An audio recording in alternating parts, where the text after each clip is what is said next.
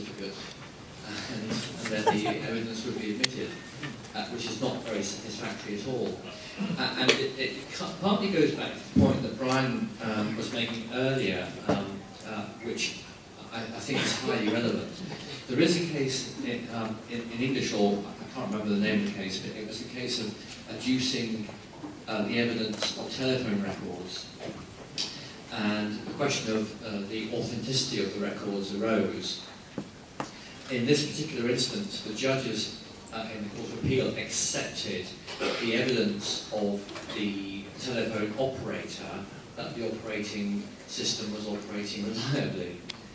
Now, I've analysed that case in great depth, and I've come to the conclusion, with the greatest possible respect, that the judges of the Court of Appeal actually made an error, because the lady who was operating the system could obviously give evidence of her use of the system and her reliance on the system, because the records were used to invoice for the price of the calls.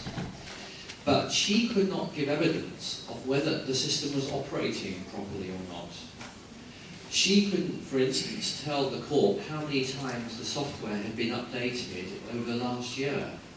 She couldn't say whether some of the software updates were security updates that actually the makers of the software had discovered serious security implications because they made faults in their software, and you had to update it immediately.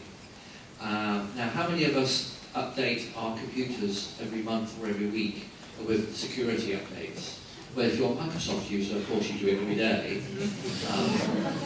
If you're like some of us in this room with Apple, then it's maybe once a month.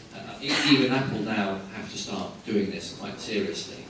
But the point I'm making is that actually the software is very complex, and an ordinary mortal cannot actually give evidence of that nature in court. So I think we have to actually take that very carefully. So in many ways, I think the application of Section 69 in England fell by the wayside because it just became a paper exercise which was meaningless. And the Law Commission conducted an exercise, as you may know, and decided that they would bring back the presumption that a machine is working properly, which I have actually analysed in depth and decided the Law Commission were wrong. My analysis is in the text if you want to be bored to tears by it, but it is actually highly relevant. So it's the integrity of the software which is actually quite important. I'm personally in favour of option 1, by the way. I think probably option 1 is the best. It's probably the modern way of going about it, and going back to that very modern case from 1861 and throw it all in and you adjust the weight. But as judges and lawyers, you've got to be knowledgeable and more knowledgeable about the IT side if you're going to do that. I think that's the crucial thing. So maybe Section 35 at the moment, when it's used,